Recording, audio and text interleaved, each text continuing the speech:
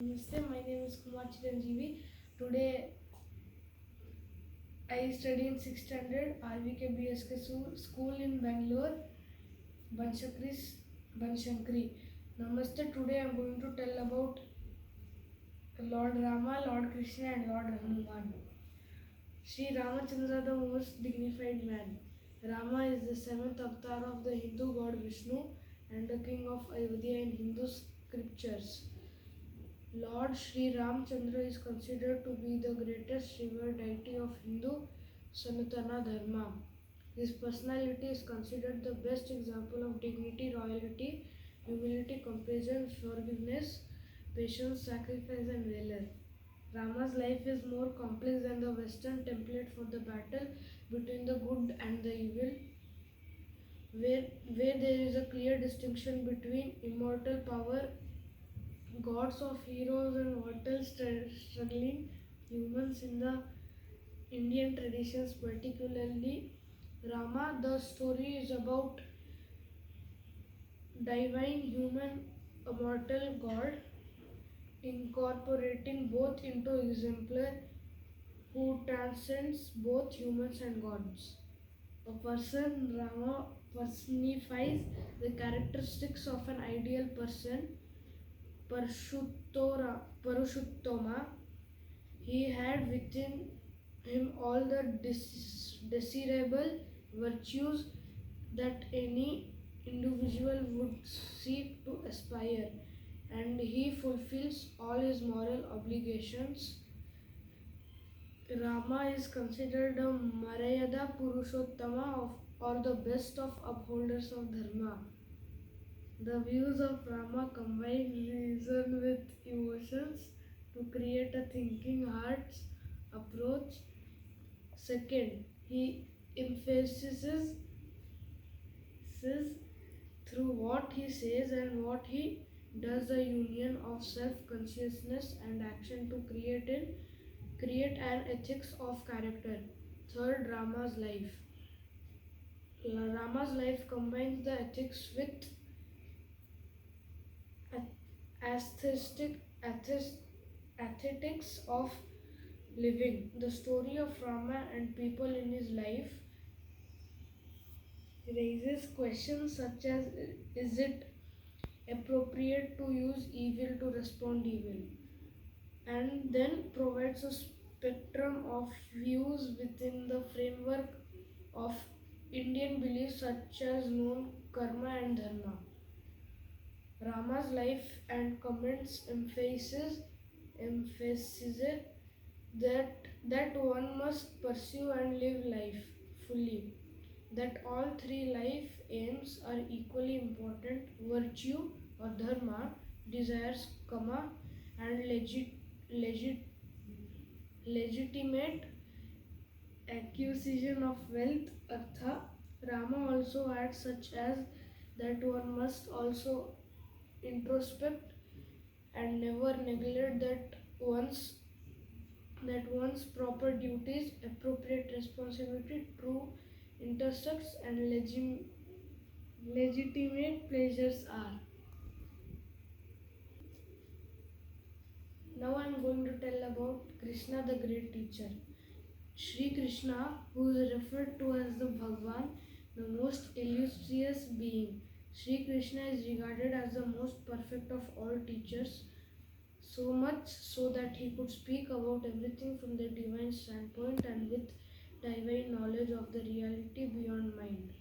So that when saying I, he spoke as an incarnation of the divine being.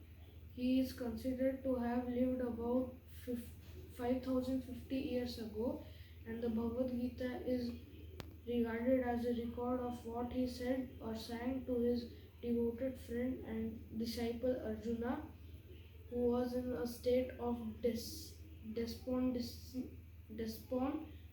because he could not solve a problem of right or wrong, in which his emotions were very much involved. The problem was whether to fight or not in certain battle which was about to begin. Arjuna's particular problem does not concern us now. The yoga teaching is called fourth from Shri Krishna's. Krishna is read and meditated upon by millions of people every day. Shri Krishna's teaching is more a yoga for the emotions than the mind, although he does explains the necessity for mind control and uses the same two words practice, abhyas and ankoladness, vairagya for describing the means to its attainment as attainment. एक minute. Attainment as Patanjali does when starting his teaching. Shri Krishna tells Arjuna that though his heart is in the right place, his unhappy emotional state is due to ignorance. The first point of the teacher's instruction is do not judge right and wrong from the standpoint of bodily appearances, but only from what is of value to the immortal soul, taking into account that actions, emotions, thoughts, and decisions all have some effect, some tending downwards or away from self-realizations and others tending upwards or towards self-realization and others tending towards self-realization. Downwards there is a bondage of and sorrow. Upwards there is a joy and freedom of the divine state of being. So let this first point be firmly understood at the beginning. Shri Krishna said, "You have sorrowed for those who needs no sorrow. Yet you speak words of wisdom. Those who know do not grieve for the living, no for the dead. Certainly never at any time was I not, nor you, nor these lords of men, nor shall we ever cease to be hereafter, as there is for the owner of the body childhood, youth and old age is in this body. So there comes another body. The intelligent man is not confused by that. Just as a man, having cast off his worn out clothes, obtains others which are new, so the owner of the body, having thrown away old bodies, goes to new ones. Weapons do not cut him, fire does not burn him, waters do not wet him, the wind does not dry him away. Now I am going to tell about the Hanuman, the ocean of virtues. Hanuman is a Hindu god and divine monkey, Vanara, companion of the god Rama. Hanuman is one of the central characters of Hindu epic Ramayana. He is a brahmachari and one of the Chiranjeevi, several immortals. He is also mentioned in several other texts such as the epic Mahabharata and the various Puranas. Hanuman is the son of Anjani and Kesari, and he is also son of the wind god Vayu.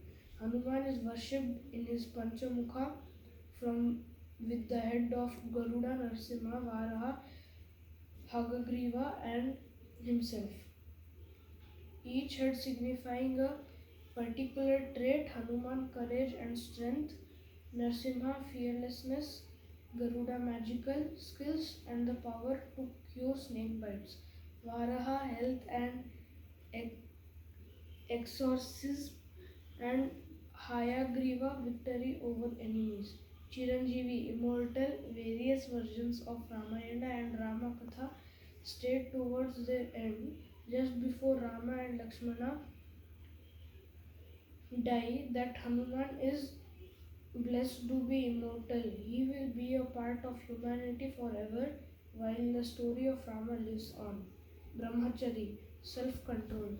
One who control their lust from all materialistic things of material world, corrupt and sundar. He is described in Hindu texts as corrupt, ugly on the outside but divinely sundar, beautiful inside. The Hanuman Chalisa describes him as handsome with a complexion of molten gold. Kamarupin, he can shape shift, become smaller than the smallest, larger than the largest adversary at will. He uses this attribute to shrink and enter Lanka as he searches for the kidnapped Sita imprisoned in Lanka.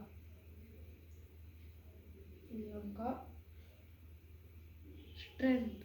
Hanuman is extraordinarily strong, strong,